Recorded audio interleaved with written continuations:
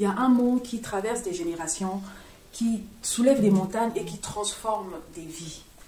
La foi.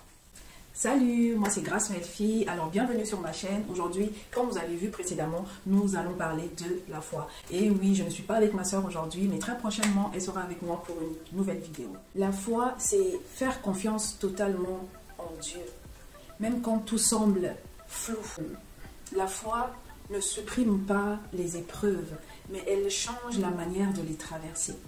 Nous allons lire Hébreux 11, le verset 1 nous dit « Or la foi est une ferme assurance des choses qu'on espère, une démonstration de celles qu'on ne voit pas. » Tu as placé ta confiance en Jésus, tu ne peux plus tout contrôler parce que tu as placé toute ta confiance en Dieu et tu lui fais confiance en te disant que je marche, je continue d'avancer. Et oui, vous allez me demander, mais comment avancer sans rien voir? La réponse est simple et efficace. Marche par la foi. Tout simplement parce que là où ta force où tes forces s'arrêtent, c'est là que Dieu commence. Et si aujourd'hui tu décidais de marcher par la foi et non par la peur, je vais vraiment être court par rapport à ce témoignage parce qu'il est quand même long, je ne vais pas aller dans les détails.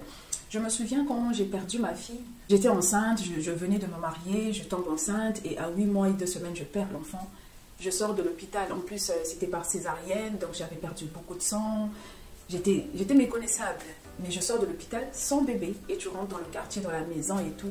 Il y a tous ces regards-là qui sont braqués sur toi. Les gens se posent des questions, mais qu'est-ce qui s'est passé? Pourquoi elle est rentrée sans le bébé? Et tout. Et tout ça, tout en sachant que pendant la période de la grossesse, Dieu t'a parlé, Dieu t'a dit des choses, tu as eu des promesses et tout. Tu sentais ton bébé en forme. La dernière échographie dit que le bébé est en forme. Et à la dernière minute, tu perds ce bébé.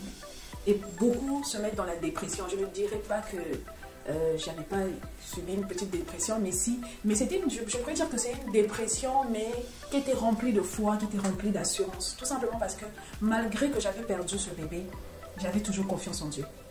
J'avais toujours confiance en Dieu parce que je me souviens, quand j'étais en train de pleurer devant les vêtements du bébé, la commode et tout ça, je pleurais, je disais toujours, Seigneur, je te fais confiance. Seigneur, je te fais confiance. Seigneur, je te fais...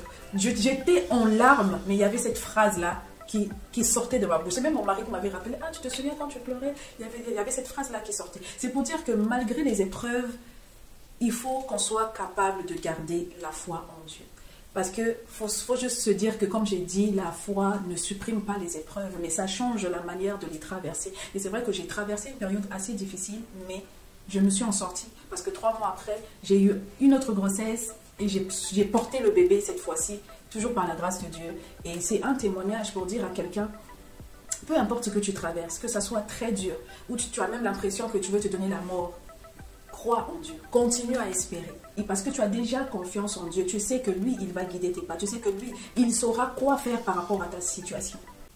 Je dis souvent que la foi, ce n'est pas voir, mais c'est marcher, tout en sachant que Dieu, il est devant toi. Donc, peu importe ce que tu veux faire, peu importe les épreuves que tu traverses, dis-toi que Dieu est devant. Et il sait ce qu'il est en train de préparer. Forcément, ton témoignage sera fort et puissant pour bénir d'autres personnes. Alors aujourd'hui, je tiens vraiment à interpeller à tous nos frères et toutes nos sœurs de dire que gardez la foi.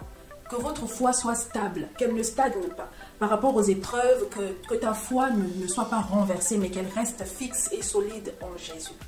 Parce que tu peux beau écouter les prières, tu peux prier, tu peux tout faire, mais si tu ne crois pas, tu n'as pas la foi, tu ne vas pas voir le miracle qui en découle en fait. J'espère que ce court message vous a touché et si aujourd'hui tu décidais de marcher par la foi et non par la peur, et non par les on-dit, qu'est-ce qu'on va dire si je ne fais pas ci et tout, marche par la foi, oublie un peu tout ce que les gens peuvent raconter sur ta situation, sur ton épreuve actuelle. Pense à Dieu. Merci de laisser les commentaires, de vous abonner, de partager et d'activer la cloche de notification pour ne rien rater par la suite et que Dieu vous bénisse.